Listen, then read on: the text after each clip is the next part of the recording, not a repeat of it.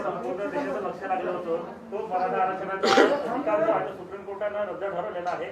काय तुमची भूमिका आहे? सरकार पुढे उभे पडलं.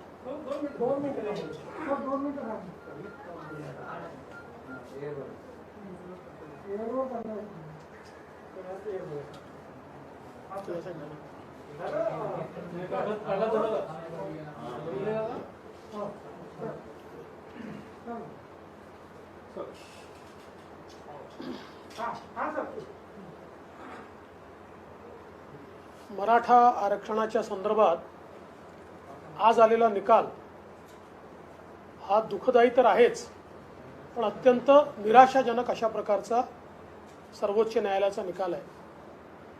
मुळातच आपण मराठा आरक्षणाचा कायदा केल्यानंतर या संदर्भात माननीय उच्च न्यायालयामध्ये याचिका झाली आणि या सगळ्या मुद्द्यांवर माननीय उच्च न्यायालयाने आपल्या बाजूने निकाल दिला, मराठा आरक्षणाच्या बाजूने निकाल दिला आणि आपला कायदा हा वैध ठरवला. त्या विरोधात माननीय सर्वोच्च न्यायालयात अपील झाली, हा वैध ठरवला. त्या विरोधात माननीय सर्वोच्च न्यायालयात अपील झाली. मी त्याच काळात मुख्यमंत्री होतो. आपण माननीय सर्वोच्च न्यायालयामध्ये अत्यंत मजबूतीने बाजू मांडली. याचिकाकर्त्यांनी आज जे विषय मांडले आहेत तेच सगळे विषय सर्वोच्च न्यायालयात मांडले होते. तेव्हाचे माननीय सरन्यायाधीश यांच्या बेंचसमोर ही केस लागली होती आणि त्यावेळी या मुद्द्यांचा प्रतिवाद आपण केला आणि माननीय सरन्यायाधीशांनी त्यावेळेस स्थगिती द्यायला नकार दिला आणि स्पष्टपणे आपला कायदा सुरू राहील अशा प्रकारे सर्वोच्च न्यायालयाच्या सरन्यायाधीशांच्या बेंचने सांगितलं होतं. नंतरच्या काळामध्ये जेव्हा नवीन बेंच तयार झाला आणि त्या बेंच पुढे ही केस गेली, त्यावेळी आत्ताच्या सरकारनं त्याच्यासमोर ज्या काही बाबी मांडल्यात त्या मांडत असताना कुठेतरी समन्वयाचा अभाव आम्हाला पाहायला मिळाला. 2-2, 3-3 वेळा वकिलांना आमच्याकडे माहितीच आली नाही असं सांगावं लागलं, आम्हाला इन्स्ट्रक्शन्स नाही असं सांगावं लागलं आणि त्या माहितीअभावी केस ॲडजन करावी लागली. एकूणच समन्वयाचा मोठा अभाव हा पाहायला मिळाला आणि त्यातून या कायद्याला स्थगिती मिळाली. खरं तर सर्वोच्च न्यायालयाचा एक नियम आहे, सर्वोच्च न्यायालयामध्ये कायद्याला कधी स्थगिती मिळत नाही. ऑर्डिनन्सला, अध्यादेशाला स्थगिती मिळते पण कायद्याला स्थगिती मिळत नाही. एक अलिखित त्यांचा नियम असा आहे आणि अनेक जजमेंट्स अशी आहेत की कायद्याच्या संदर्भात अंतिम सुनावणी झाली पाहिजे, त्याला स्थगिती देता येत नाही. परंतु तरी देखील या समन्वयाच्या अभावातनं त्या ठिकाणी कायद्याला स्थगिती मिळाली आणि ज्यावेळी ही स्थगिती मिळाली त्याचवेळी आमच्या मनामध्ये संशयाची पाल चुकचुकली की जर कायद्याला स्थगिती देत नाहीत तर या ठिकाणी स्थगिती का मिळाली. त्यानंतर राज्य सरकारने लार्जर बेंचकडे आम्ही जाणार असं सांगितलं. कित्येक दिवस रिव्ह्यू पिटिशनच दाखल झालं नाही. मग त्याच्यानंतर लार्जर बेंचकडे आपण गेलो आणि त्या ठिकाणी देखील आपण बघितलं की समन्वयाचा मोठा अभाव होता. गायकवाड कमिशनच्या रिपोर्टचं ट्रान्सलेशन हे सातत्याने छत्रपती संभाजीराजे देखील सांगत होते हे ट्रान्सलेशन झालं पाहिजे, इतर याचिकाकर्ताही सांगत होते, पण ते शेवटपर्यंत होत नव्हतं. एवढंच नाही तर ज्यावेळी कोर्टाचा असा एक त्या ठिकाणी माननीय कोर्टाने त्यांचा एक समज झाल्यामुळे विचारलं की असं कसं गायकवाड कमिशनच्या रिपोर्टला कोणीच विरोध केला नाही किंवा कोणीच त्यांच्यासमोर कसं बोललं नाही, म्हणजे हा काय एकतर्फी रिपोर्ट आहे का. त्यावेळी आमच्या वकिलांजवळ ही माहिती ही द्यायला हवी होती की हजारो ॲप्लिकेशन्स जशा बाजूच्या आल्या तशा विरोधातल्या आल्या आणि त्या प्रत्येक विरोधातल्या ॲप्लिकेशनला गायकवाड कमिशननी हिअरिंग दिलं, विभागात जाऊन त्या ठिकाणी बोलवून आणि त्या हिअरिंग दिल्यानंतर त्या प्रत्येक अर्जाचा कायदेशीर निपटारा केला. म्हणजे हा काही एकतर्फी तयार केलेला अशा प्रकारचा रिपोर्ट नव्हता, सगळी प्रोसेस फॉलो करून तयार केलेला हा रिपोर्ट होता. गायकवाड कमिशननी 50% वर आरक्षण का दिलं पाहिजे आणि कसं ते इंदिरा साहनीने त्यांच्या म्हणजे केसमध्ये जे सांगितलं आहे त्या मॅन्डेटमध्ये कसं बसतं या संदर्भात सगळी माहिती त्यात दिली होती. दुर्दैवाने आपण सर्वोच्च न्यायालयाला ते योग्य प्रकारे पटवू शकलो नाही आणि म्हणून माननीय उच्च न्यायालय किंवा त्यानंतर चीफ जस्टिसच्या बेंच पुढे आपण जे करू शकलो ते या ठिकाणी होऊ शकलेलं दिसत नाही आणि त्यातनं त्यांनी 50% वरचं आरक्षण देता येणार नाही असं सांगून हे आरक्षण रद्दबातल केलं आहे. हे करत असताना आश्चर्याची गोष्ट अशी आहे की इतर सगळी जी राज्य आहेत त्या जवळजवळ 9 राज्यांमध्ये आज 50% वरचं आरक्षण आहे, ते मात्र रद्दबातल झालेलं नाही, त्याच्या केसेस चाललेल्या आहेत. पण ही केस मात्र या ठिकाणी निकाली निघून आणि हे आरक्षण रद्दबातल झालं आहे. त्यामुळे याही संदर्भात मला असं वाटतं की एक अत्यंत वेगळी अशी परिस्थिती आपल्याला पाहायला मिळते. अनेक बाबी याच्यामध्ये आहेत की ज्या आपण योग्य प्रकारे कोर्टाला पटवून देऊ शकलो नाही. यातली विशेषतः आपला कायदा हा जो संविधानिक संशोधन आहे त्याच्या आधीचा आहे आणि आपण फक्त अमेंडमेंट केलं आहे. ही जी भूमिका आपण माननीय उच्च न्यायालयात मांडत होतो त्यापेक्षा वेगळी भूमिका किंवा ती भूमिका थोडीशी कमी मांडून वेगळ्या भूमिकेकडे आपण सर्वोच्च न्यायालयात का वळलो हा देखील एक प्रश्न आपल्यासमोर या ठिकाणी उपस्थित होतोय.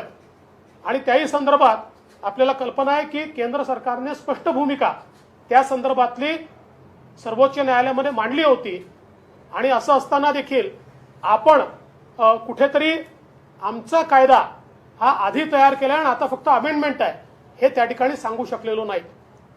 एकूणच या संपूर्ण निर्णयामध्ये थोडंसं समाधान एका गोष्टीचं आहे की किमान ज्या लोकांना मागच्या काळात आरक्षण मिळालं त्यांचं आरक्षण टिकलं आहे. मला असं वाटतं की 9/9/2020 पर्यंत ज्यांना आरक्षण मिळालं आहे त्या सगळ्यांचं आरक्षण जे आहे ते या ठिकाणी कायम ठेवण्यात आलेलं आहे. त्यानंतरचं मात्र आरक्षण हे रद्दबातल झालं आहे.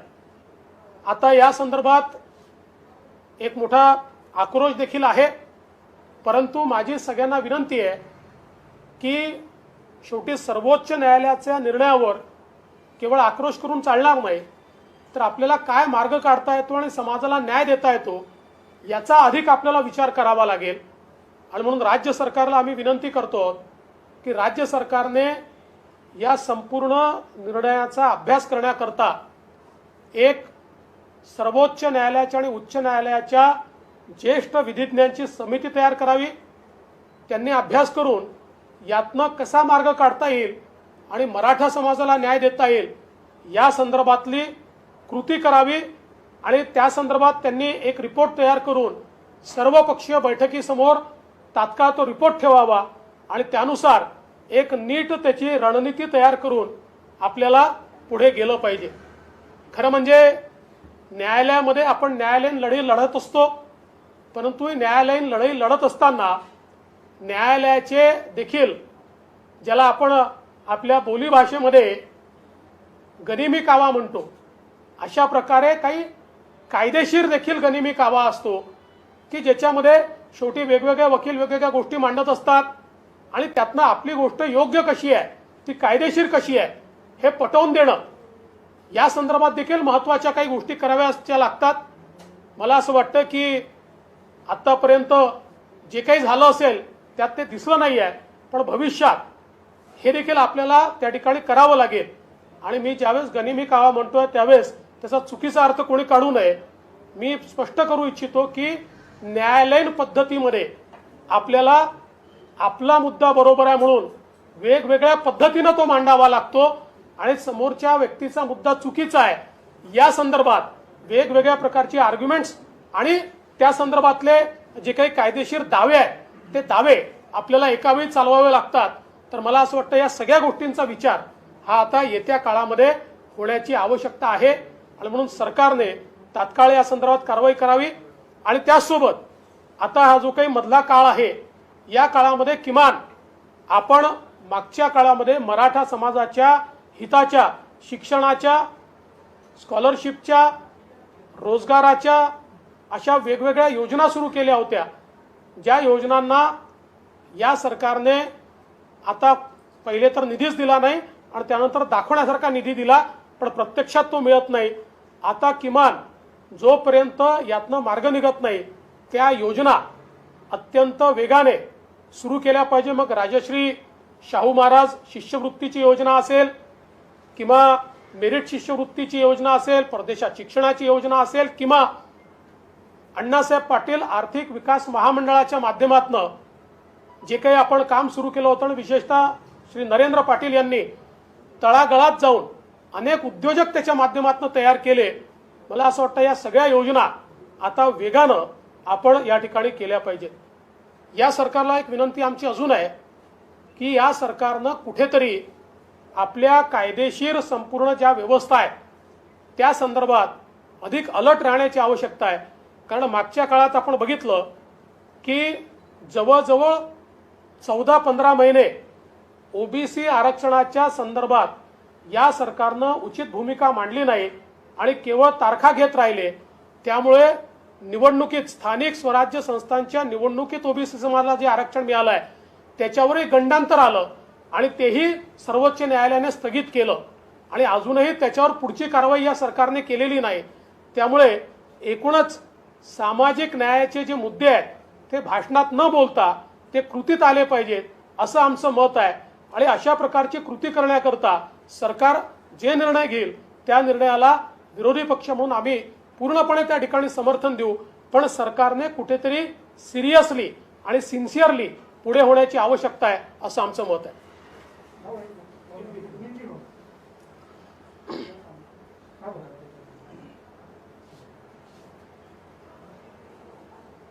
मराठा समाज को जो आरक्षण महाराष्ट्र में कानून के तहत दिया गया था उसको सर्वोच्च न्यायालय ने आज खत्म किया है, स्ट्रक डाउन किया है.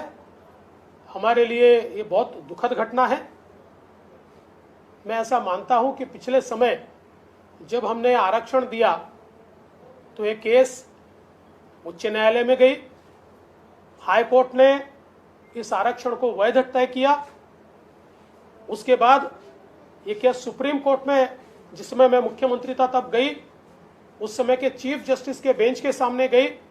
लेकिन चीफ जस्टिस साहब ने उस समय के उस बेंच ने उसको स्टे करने से मना किया. किंतु बाद में जब एक नया बेंच कॉन्स्टिट्यूट हुआ और इस सरकार के समय यह केस उस बेंच के सामने गई तो नॉर्मली अध्यादेश जो होता है, ऑर्डिनेंस जो होता है, उसको स्टे किया जाता है. पर जो कानून होता है, एक्ट होता है, उसको स्टे नहीं किया जाता. परंतु इसको स्टे मिला और बाद में आज उसको स्ट्रक डाउन किया गया. तो कुल मिलाकर इस सारे मामले में जिस प्रकार से राज्य सरकार ने ध्यान देने की आवश्यकता थी उसको राज्य सरकार ने नहीं दिया. जो एक समन्वय राज्य सरकार में और वकीलों में होना चाहिए था वो समन्वय भी हमको नहीं दिखा. कई बार राज्य सरकार के सुप्रीम कोर्ट में सीनियर काउंसिल्स को ये बोलना पड़ा कि हमको कोई इंस्ट्रक्शंस ही नहीं मिले, हमारे पास जानकारी ही नहीं है. और कुल मिलाकर आज जो फैसला आया है वो निराशाजनक है. अब हमारी सरकार से मांग है कि सरकार ने तुरंत इसके ऊपर सीनियर काउंसिल्स का पैनल तैयार करके और इसमें हम क्या रास्ता निकाल सकते हैं उसका एक पेपर तैयार करना चाहिए और सभी पक्षों को साथ में लाकर एक मीटिंग करनी चाहिए. मला असं वाटतं की मी अतिशय स्पष्टपणे सगळे मुद्दे मांडले आहेत. आता याच्यात अजून प्रश्न उत्तरांची आवश्यकता नाहीये.